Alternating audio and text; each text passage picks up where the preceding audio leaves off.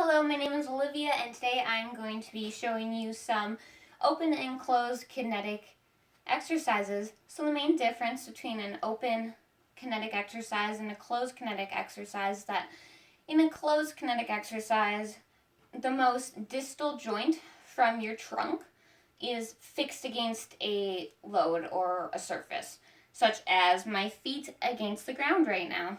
Whereas in open kinetic exercise, the distal joint is free to move. It's not fixed against something, which means you can isolate joints and muscles a lot easier. So I'm going to start with some open kinetic exercises. I'm going to start with upper body. So to start, I'm just going to show you a lateral arm reach, which looks like this.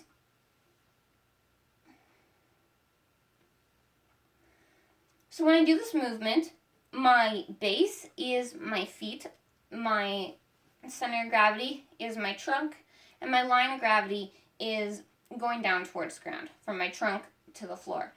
And my sagittal alignment is good as my posture is good. It's not being disrupted in any way. However, when I do the reaching motion, my center of gravity actually changes because now more of my weight is being concentrated on this leg and my hip here. So my center of gravity is now my lower trunk hip area, but everything else stayed the same other than the sagittal alignment, which is now off as well. To make this move easier, I'm just not going to lift my arm as much. So we'll only lift it to shoulder height, so it'll look like this.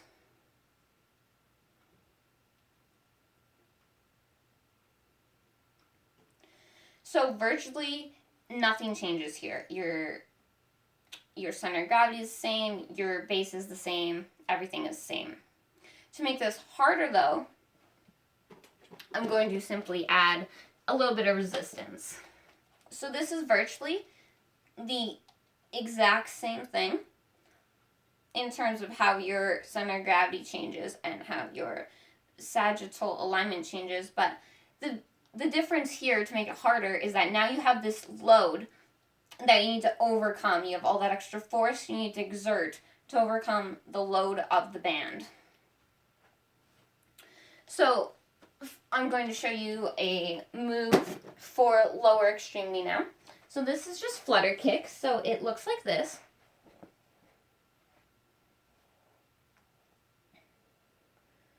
So my base is my trunk. My center of gravity is also my trunk. My sagittal alignment is good.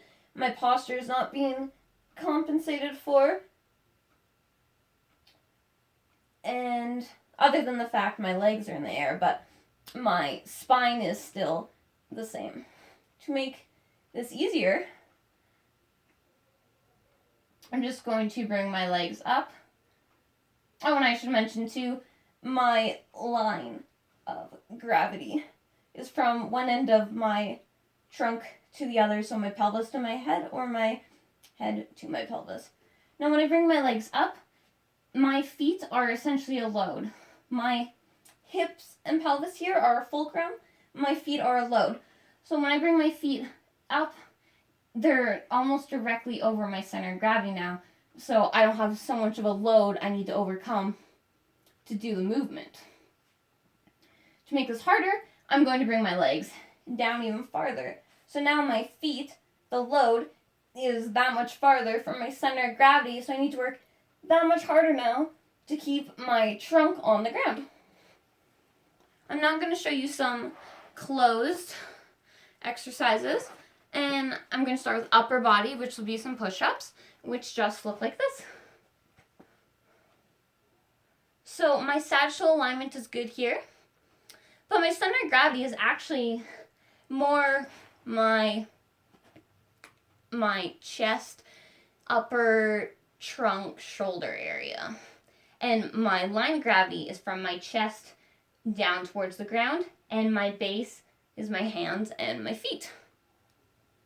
To make this easier, I'm going to lower my knees Now this makes it easier because now my base is that much closer to my center of gravity.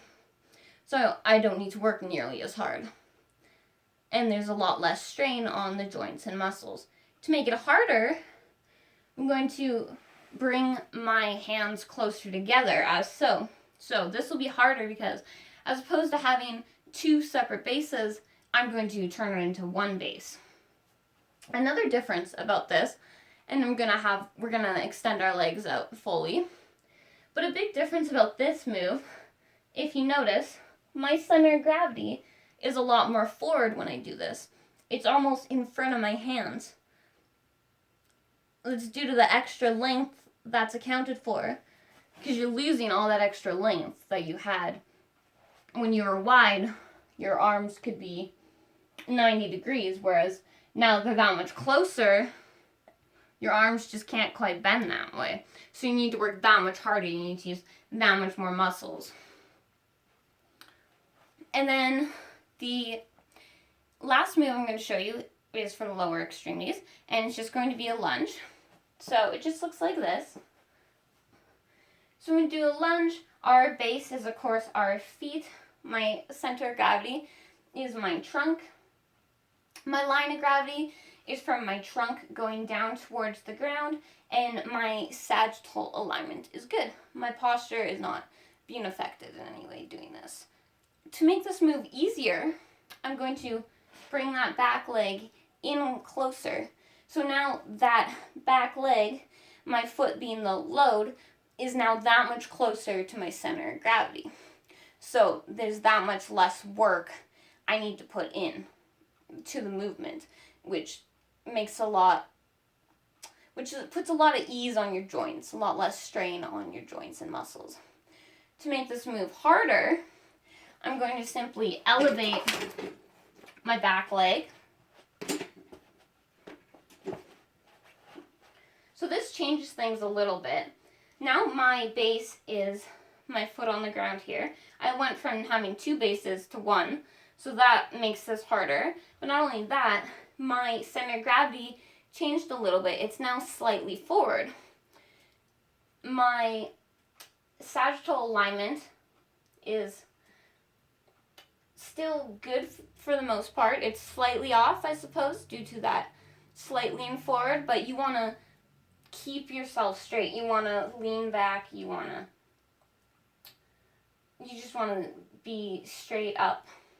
How your posture is intended for you to be, I suppose. So that is virtually all that's really changing. Your line of gravity is still just going down to the ground. So that was my presentation. I hope you learned something about open and closed kinetic exercises, and thanks for watching.